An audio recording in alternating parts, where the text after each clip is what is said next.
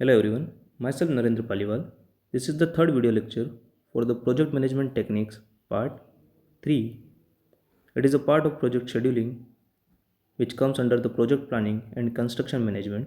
I am working as an assistant professor in Gitanjali Institute of Technical Studies, Udaipur. First, now comes the determination of float and slack time. As we have already discussed, the slack, what is slack? That is, we can delay the time of an activity without affecting the time duration of the completion of the project. So, as discussed earlier, the non-critical activities have some slack or float.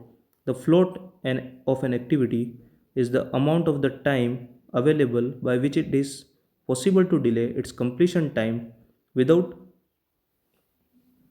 extending the overall project completion time. Here, some notation I have used.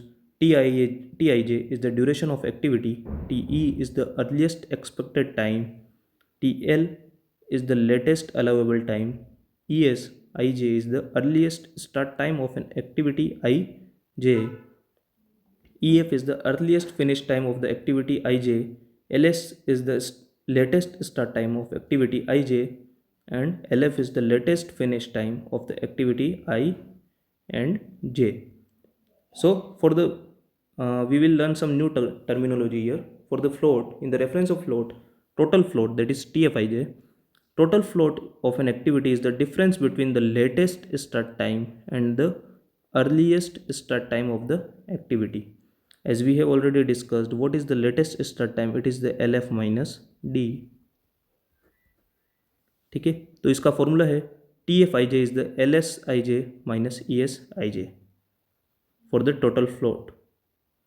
What is free float? Free float, the time by which the completion of an activity can be delayed from its earliest finish time without affecting the earliest start time of the succeeding activity.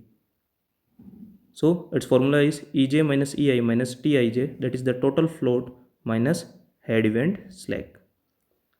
Now comes to the independent float, that is IF, the amount of time by which the start of an activity can be delayed without affecting the earliest start time of any immediately following activities, assuming that the preceding activity has finished at its latest finishing time. This formula is free float minus tail event slack, or EJ minus LI minus TIJ, where tail event slack is LI minus EI. The notation that I have used is on the previous slide. The negative value of independent flow is considered to be 0. So IF can never be negative. If it comes negative, then it is considered as 0. You have to remember it in solving your numericals. Critical path. After determining the earliest and the latest schedule times for the various activities, the minimum time required to complete the project is calculated. In a network, among the various paths, the longest path which determines the total time duration of the project is called the critical path. Again, I am saying don't confuse, critical path is the longest path. It is not the shortest, it is the longest path. The following conditions must be satisfied in locating the critical path of the network. An activity is said to be critical only if both the conditions are satisfied. That is, TL minus T is 0, TLJ minus TIJ minus TEJ is 0. As we already discussed, slack should be 0. So, by taking an example here, a project schedule has the following characteristic as shown in table. That is, activities are given 1, 2, 1, 3, 2, 4, 3, 4, 3, 5, 4, 9. Activity name is given, time is given.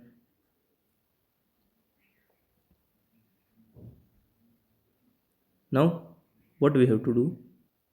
From the given data in the problem, activity network is constructed. First, we have to construct the activity. 1 to 2, 2 to 4, 1 to 3, 3 to 4, 5 to 9, 9 to 10, 5 to 7, 5 to 6, 6 to 8, and 8 to 10. And we will write the time duration here by writing the activity on it. So first we have to draw activity network diagram. In the latest state, there are two methods we can calculate the earliest start time or latest start time. To determine the critical path, compute the earliest time and latest time for each activity of the project. The calculation of T and TL are as follows. First, to calculate T of for all the activities. This is the method 1 here. As we have discussed, for the T is 0, T1 is 0, T2 is the T1 plus time duration. So 0 plus 4, 4. T1, T3 is for T3, for calculating the T3, it should be T1 plus T1. So 0 plus 1 is 0, sorry 1. T4 is the maximum of this, so it is 5 days. Because हमने बोला था कि जब when we are going in forward path, as we have discussed, when we are going in forward path we have to take the maximum value, while moving in the backward path we will take the minimum value. So here for calculation of the earliest time we will take the maximum. For similarly for 5, 6 and 7 we will calculate by T3 and plus T3, so it's 7, 11 and 15. And again for T8 we have to take the maximum values, because why we have taken for maximum, like as you can see in the diagram, for the activity 4 there are two activities coming, which is 1 and this one. So whatever the answer is here and here, we have to take the maximum here. So for T9 and T10, which will calculate the maximum here, so we can say that the maximum is the 22 days. So the time duration will be here 22 days. To calculate the TL, that is the latest time for all activities, we have to move from backward direction. That is the for last activity, that is 22. We have to minus it from the T to minus T9. So 22 minus 7, 15, 17. And this way we will take minimum. From where to take minimum? We will take minimum from where the activities have come. For like this, with this two path, that is 5 to 7 and 5 to 6, these two paths are coming when we moving backward direction. Like here T1 is coming and T2 is coming, so we will take minimum of both these values. So at last our minimum for TL1 should be 0, because it is the starting event. So we can write it in table format. For like first we have to write the activity, then activity name, then normal time that is given, earliest time, start or finish we can calculate by formulas, latest time, start or finish, and total float. How we can determine the total float here? Latest finish minus earliest finish, or latest start minus earliest start will give the float. So as you can see, this zero line, that is I am marking here, those we have 0 will be considered as critical activities. So in this diagram we can see that from the table we observe that 1 to 3, 3 to 5, 5 to 7, 7 to 8 and 8 to 10 are the critical activities, have 0 floats.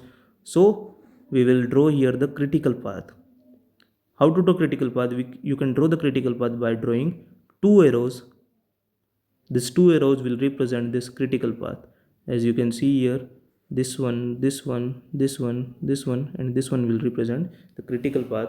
And for the TE and TL, you have to make this box, this two rectangular box or a square box, where first one will be represent the TE and the second one is the TL. So in this way you will draw the critical path, and critical path will having 0 slack, because if you for like this activity, if you minus 1 is 0. Similarly for activity 5 is 7 minus 7 is 0, 15 minus 15 is 0. For any critical activity you can take, their slack or float will be 0. I'm talking about second method. This one is the second method, or I found it more easier as compared to remembering formulas. What do you have to do here? First, you have to draw the network diagram. Like from moving to the previous diagram, here you have to draw the rectangular boxes here. For each node, you have to draw a rectangular box here.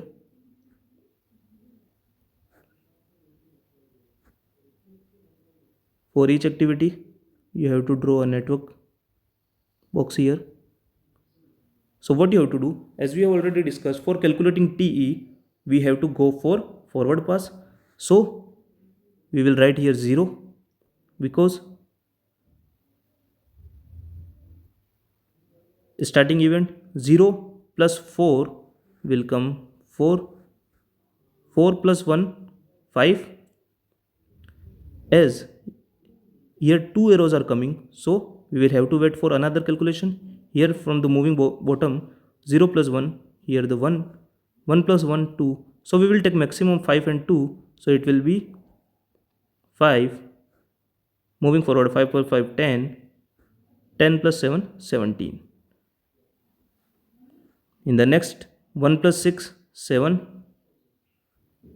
7 plus 8 15, 15 plus 2 17 here. Similarly in this way from 7 plus 4 11, 11 plus 1 12, so we will write 17 here, and 17 plus 5 22, so from 17 and 22 we will write 22 here, that is the we will consider the maximum value.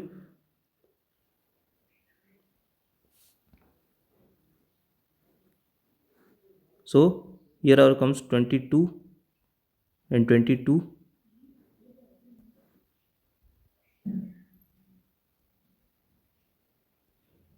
As I have already discussed, this is the last, so we will write both TE and TL22.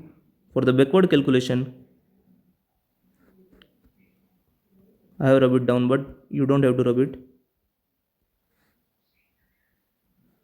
Just use the minimum value concept. So from moving this way, this is 22 minus 5 17, it was also 17, so 17. Now we will again, first we will calculate the firstly the forward pass, as I have already mistakenly rub it. So 0 plus 4 4, 4 plus 1 5, and this one is 5, 5 plus 5 10, and this one is the 1, 1 plus 6 7, 7 8 15, 15 plus 2 17, and this one is 7, 7 plus 4 11. So by moving backward we will take minimum, so like here 17 minus 2 15, 15 minus 8 is 7, but we have to wait. So from 17 minus 1, this is 16, 16 minus 4 is 12, so minimum is 7, so we will take 7 here. 7 minus 6 is 1 here. Similarly moving upward, 22 minus 7 is 15, 15 minus 5 is 10, 10 minus 1 is 9, and 1 minus 1 is 0. So as we can see, because here 9 minus 4 is 5 and 1 is comes 0, so we will take the minimum of this. So we can see that this will be our critical path. I think this is the simple method if you don't remember the formulas here. So we have drawn this network, so you can learn this way also. These steps I have written for determining the critical path: specify the individual activity, determine the sequence of the activities, draw the network diagram, estimate the activity completion time, identify the critical path, and update the CPM diagram. Thank you everyone.